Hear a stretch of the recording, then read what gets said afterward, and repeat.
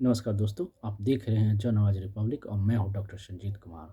आज हम चर्चा करेंगे कि देश की राजनीति में जो नेताओं के ऊपर जो विश्वास जो खत्म हो गया था, वो अब ऐसे कुछ नेता आ गए हैं जिनके ऊपर जनता का विश्वास बढ़ रहा है। उनको भरोसा है कि हमारे नेता हमारा हर समस्या के लिए खड़ा है और उसका निदान कर सकता है।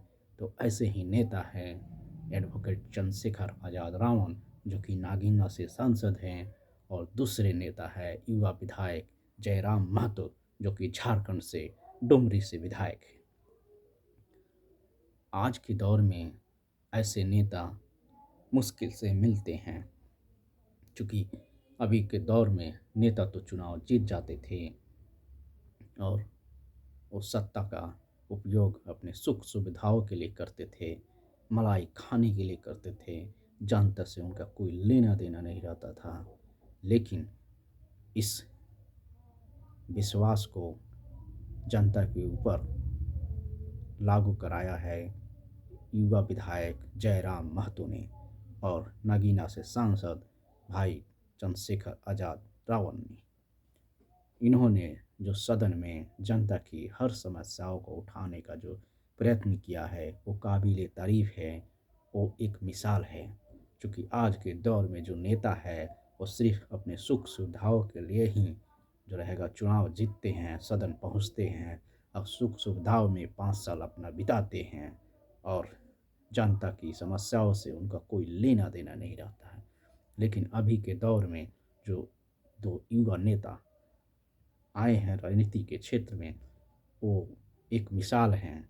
चूँकि उनके पास जनता को समझने के लिए, उनकी बातों को सुनने के लिए समय है, गंभीरता से वो जनता की बातों को सुनते हैं और उसके निदान के लिए जी जान की बाजी लगा देते हैं। तो ऐसे सांसद, ऐसे विधायक को राजनीति में आने से ये होगा कि हमारे देश की जनता को जो समस्या होगी, तो उसको एक उम्मीद होगा कि उसका कोई नेता है और उसकी समस्याओं को कोई उठा सकता है, सदन से लेकर के सड़क तक, सड़क से लेकर के सदन तक।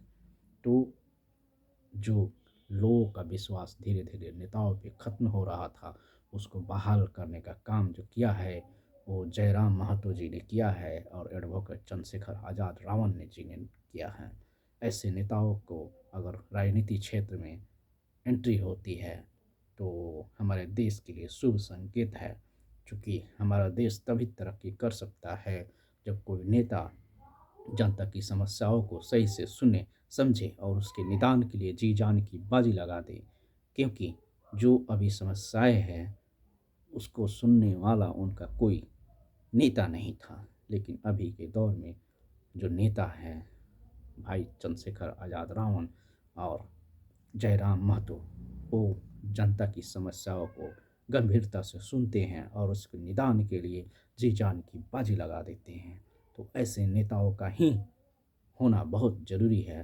क्योंकि जनता की जब कोई समस्या आएगी, जब कोई उनका कठिनाई होगा, जब कोई उनको ज़रूरत होगी, तो उसके लिए अगर कोई ऐसा नेता खड़ा रहेगा तो उनको साहस बढ़ेगा, उनको किसी प्रकार की तकलीफ़ नहीं होगी, वो अपनी हर समस्या को आसानी से निदान करा सकते हैं। और ऐसे ही नेता की भारत की राजनीति में ज़रूरत है, जो हर समस्या पे जनता के लिए खड़ा रहे, अपनी जान की बाजी लगा दे। अभी का जो दौर चल रहा है, इस दौर में ऐसे ऐसे नेता बहुत मुश्किल से मिलते हैं।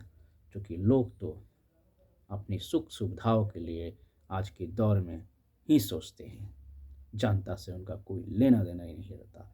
वो सिर्फ चुनाव प्रचार करते हैं, चुनाव में बड़े बड़े वादे करते हैं और वो उस वादे पे चुनाव जीतते हैं और फिर 5 साल अपने सुख सुविधाओं में लीन रहते हैं।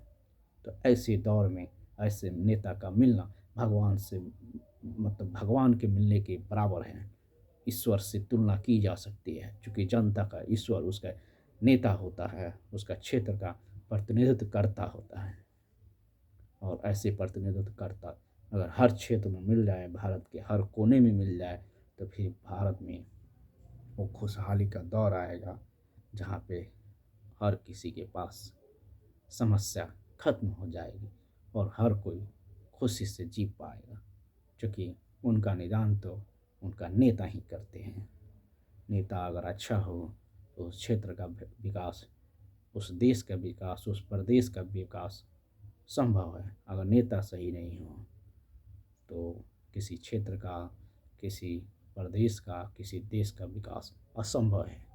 तो ऐसे ही नेताओं की ज़रूरत है राजनीति में, जो भारतीय राजनीति को एक नई दिशा और दशा दे सकें और अपनी क्षमता के आधार पे वो क्षेत्र का विकास कर सकें।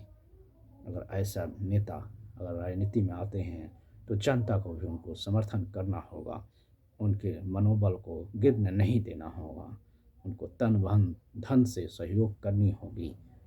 तो ऐसे नेता राजनीति में आएंगे तो अपने क्षेत्र की जनता के बारे में सोचेंगे और अपनी जान की बाजी लगा देंगे। तो आज के वीडियो में इतना ही। आपको मेरा वीडियो कैसा लगा इसकी जानकारी आप कमेंट बॉक्स में दें। आप देख रहे थे जन आवाज़ रिपब्लिक और मैं हूं डॉक्टर संजीत कुमार। जय भीम, जय भारत।